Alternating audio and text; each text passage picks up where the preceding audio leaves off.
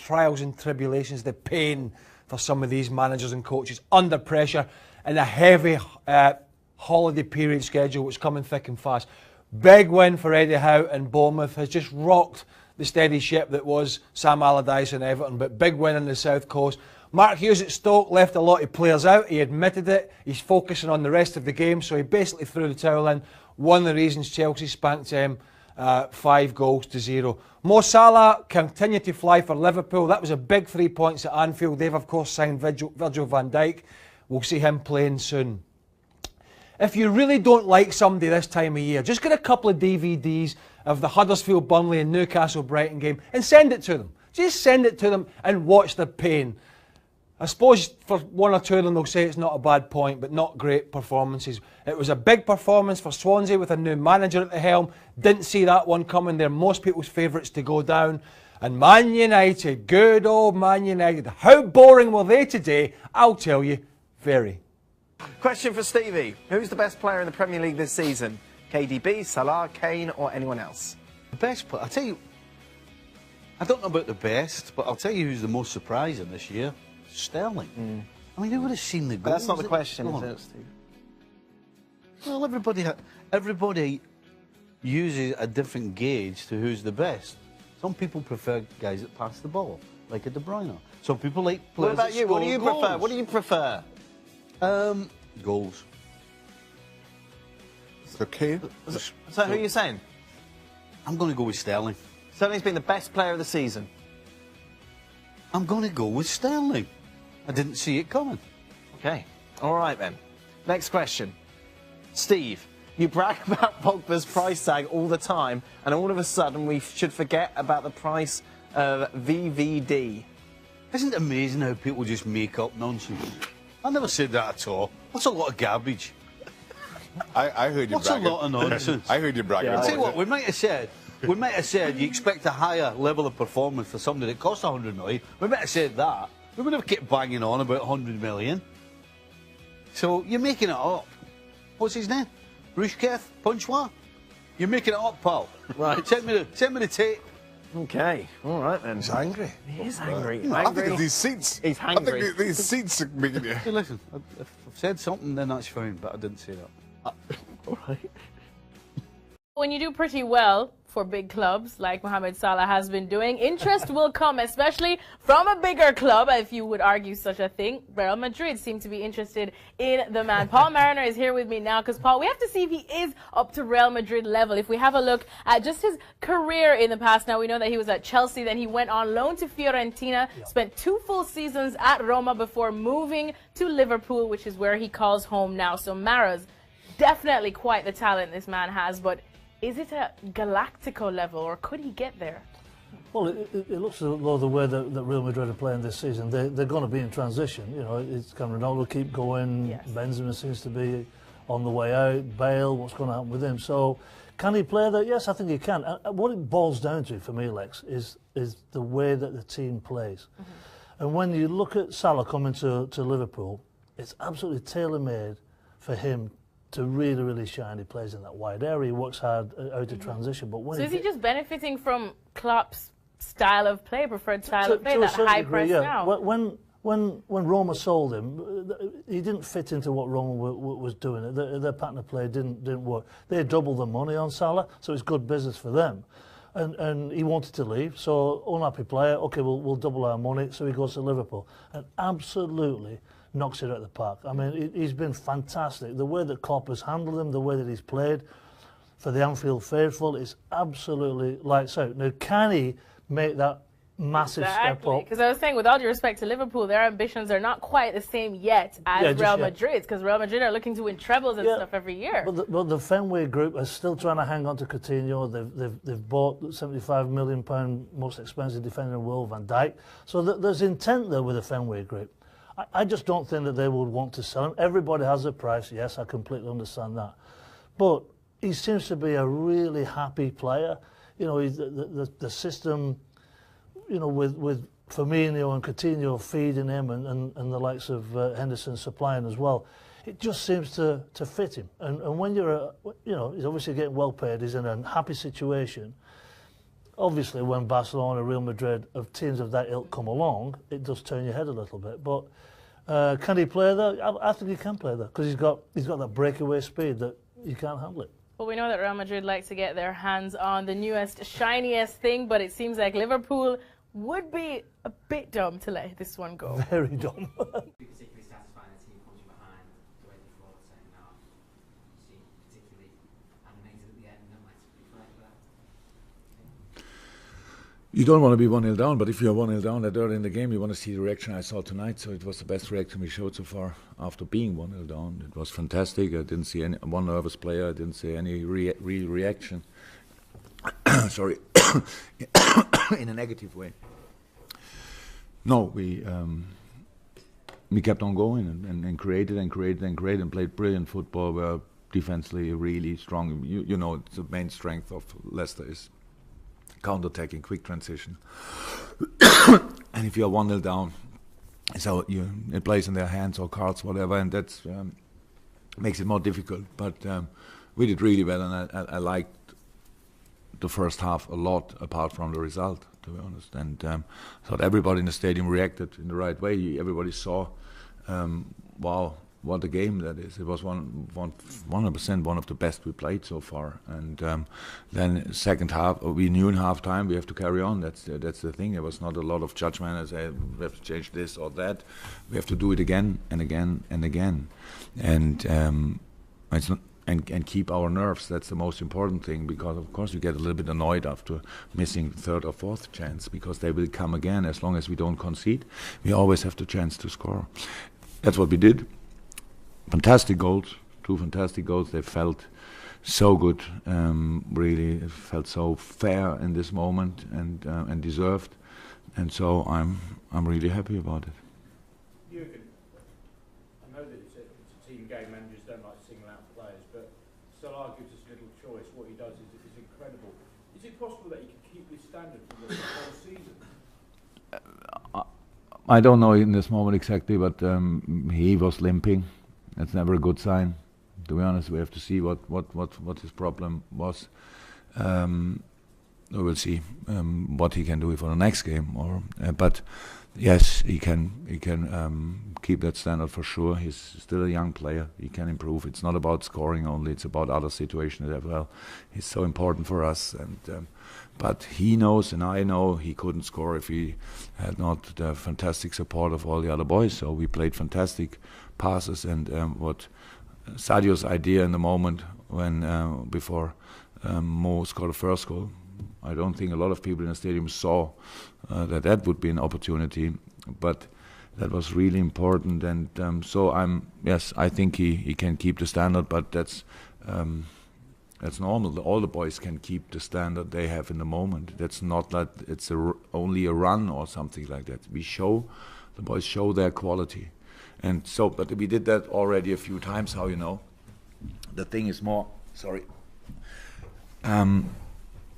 to get the results then. And that's what we did tonight. And to get these results, the most important thing was the defensive performance. So I'm really happy about the concentration level in all defending moments. They really were spot on, aggressive in a very legal way. The yellow cards we got,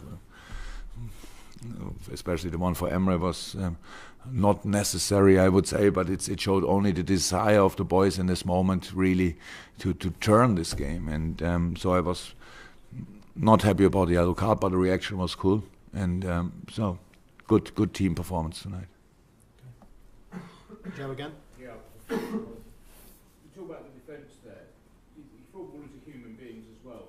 By signing Van Dijk, do you think some of them are a bit nervous, and do you have to reassure them that they've still got a part to play? You sign this big player who's watching.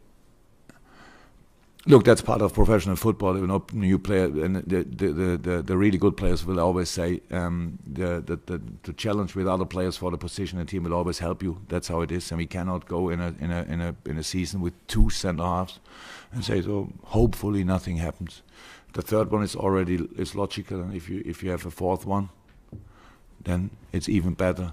No player should and can play a whole season, and a club as Liverpool, we need to react in situations when a few of them are maybe not top level or injured, and that's what we did. So I don't think the boys were nervous. I couldn't see anything of that tonight. They don't have any reason to be nervous, because I'm really happy about the development of these players. But we have to obviously to fight and to battle with the biggest teams in world football. So we cannot go there with a group of 11 and being best friends every day. We need to have a squad who is ready for that, and that's what we are building step by step. Okay. Any more on this evening's game specific? Okay. Then at the back of the room, this is under embargo till 1 p.m. Temporary studio. Yeah, what happened? The cameras broke in the other studio, so then we came here. Why couldn't just use these cameras? Just take these cameras into the studio. Oh yeah, that's easy, Shaq. You're the boss. You sort the logistics of that out. How do you feel about this studio, Stevie? I love these seats. Yeah, you look very good. It feels as though I'm in Disney World and I'm just about ready to get catapulted somewhere. Yeah, a bit of Space Mountain. Something like that. Right. Is that what you do in Disney World? Get catapulted? Aye. Oh, I guess. Stevie does. You ever go down there, you often see him flying through the Yeah, He's not well. No, he's not well, old Stevie. He's got a cold, but battling through. battling through. Battling through. Who You're sick brought this as well. cold in? Who brought this cold in? It's been passing around. I'm sick. No, well, I was sick. He started it. Who's You caused pulled it this? in, No. You gave it to him. Patient he was zero. struggling yesterday. He gave it to me. The bad news, Shaka, you're in trouble tomorrow. Because you'll be getting... I'm off tomorrow. Yeah, don't Well, matter. regardless, you've got it now. The flu doesn't take any account when you're off. I'm going to come. Dan's house. If I get sick, I can come in yours.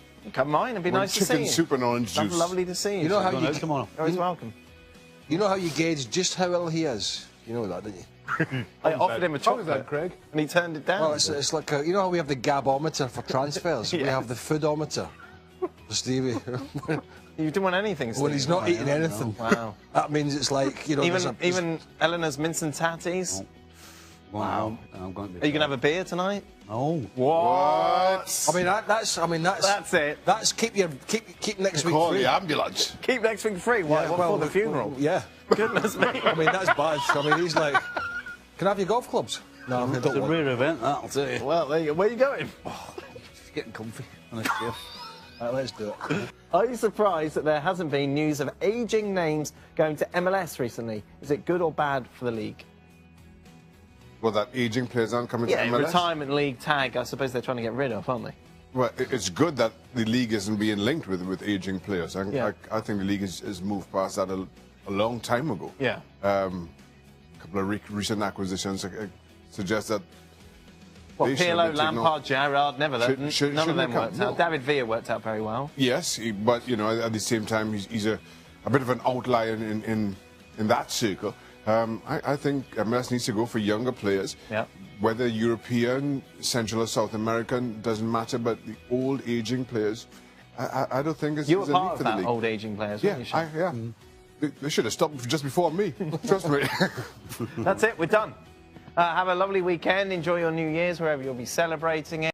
Longer, hopefully no longer, will you sit and watch Liverpool and think that every single time a team goes forward, they're going to score, because this guy has the potential just to take everything by the scruff of the neck and lead that back line.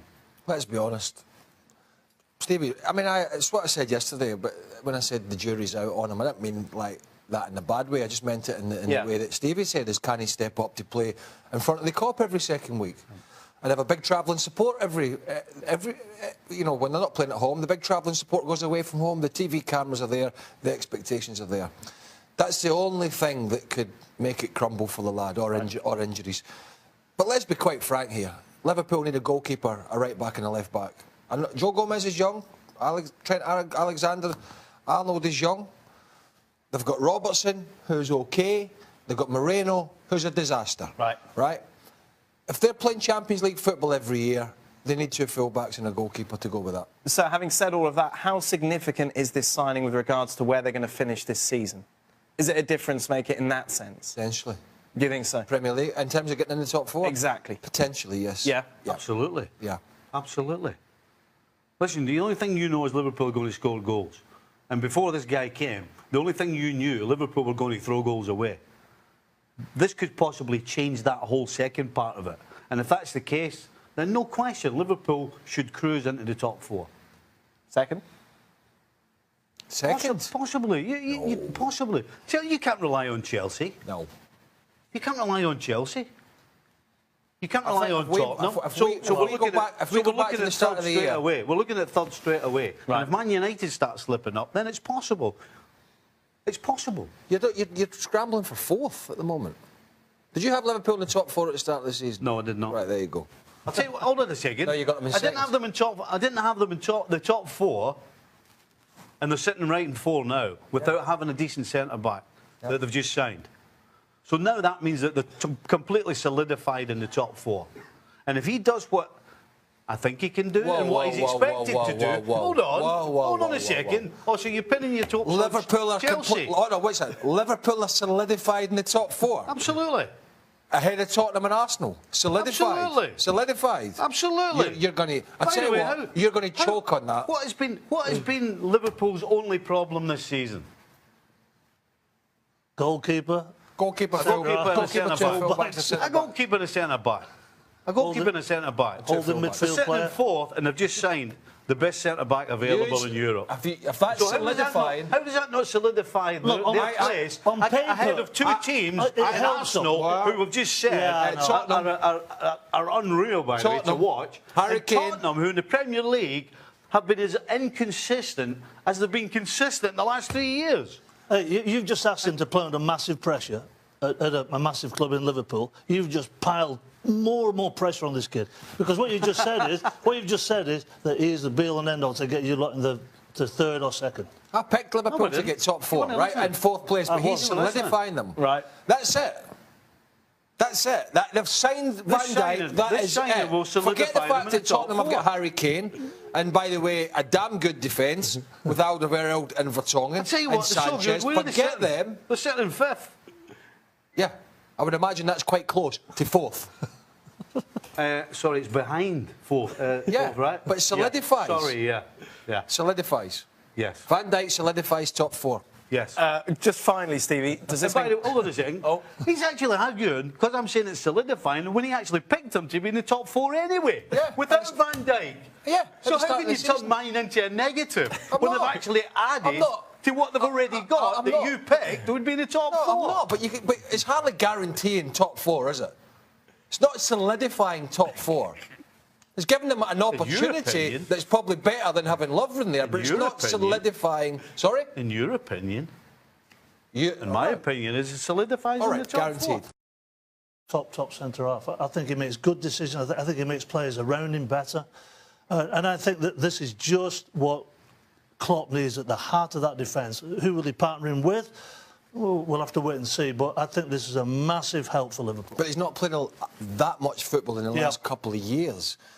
And I think what we have here is another scenario where, in some sense, and this might sound a little crazy at 75 million sterling, is that the jury's going to be out a little bit until he puts the performances on the field. And I tell you why.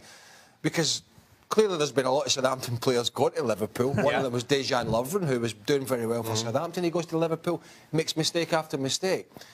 Celtic are a big club, but the standard of the league is not great. He comes to England, there's a bit of pressure at Southampton, not a lot. Does well, as Paul said. Now he goes into kind of the lion's den, where the focus, top end of the Premier League, Champions League, cup competitions, is on you every week. Can you make that difference to the Liverpool team? Are you the answer? No, Can you work with Joel Matip? He's got to. That's why the jury's still out. Everybody knows when balls come into the box at Liverpool, or they're going to concede. That was the thought process a few weeks ago. When he comes in, you're absolutely spot on. Much more high pressure, all eyes are on you, whether you're training or whatever you're doing, whatever competition you're in with Liverpool. This is big time. He's got to perform. He makes a mistake at Southampton or two, we don't even bat an eyelid. We don't even talk about it. It's not even on the radar. He makes two mistakes at Liverpool in the first couple of games. We're on it all the time. Here's the thing, Lovren was a much better defender at Southampton than Van Dijk ever was, I think. And now that's going to be the big thing, because Lovren comes in at Liverpool and we obviously know what's happened there. Is there a concern it could happen for Van Dijk as well? Of course there is that concern. But if I'm sitting in Virgil van Dijk's shoes right now, and I'm going into Liverpool, I'm thinking, I can't be worse than the centre halves they have. So I come in with at least that little bit of a confidence Is that your mentality when you're a goalkeeper? Absolutely. Listen, he's not taking over from Bruce and Palace. He's not taking over from Ferdinand and Vidic. He's going in. It's Lovren we're talking about here. Surely you feel I could come in there and do a better job than what Liverpool have on their books right now. It's up to Klopp now to partner him with the right. Well, but Joe Matip. Whoever he selects, it's got to be, and he's got to have the protection. It's not going to be Lovren or Klavan. It can't be. By the way, there's no hiding now for Klopp, is there? If with the defensive issues, you spend a lot of money. Well, yeah, but he still needs a goalie. And he's still got goalkeeper and fullback to worry about. This drama is not over for Klopp by one side. There's one piece in a five-piece puzzle, in my opinion. A back four and a goalkeeper. I think Liverpool need to see them compete with the likes of City and United. This is just one piece of that. The good news is, look, is it FSG? I always get mixed up. The owners, FSG, Fenway Sports Group, have backed him again. Right, they've backed him, they've said to him, right, we're backing you, you're here for the long run. We're backing you. You've got Keita coming in the summer. Yeah, but Coutinho's going, isn't he? I would imagine so. Not in January.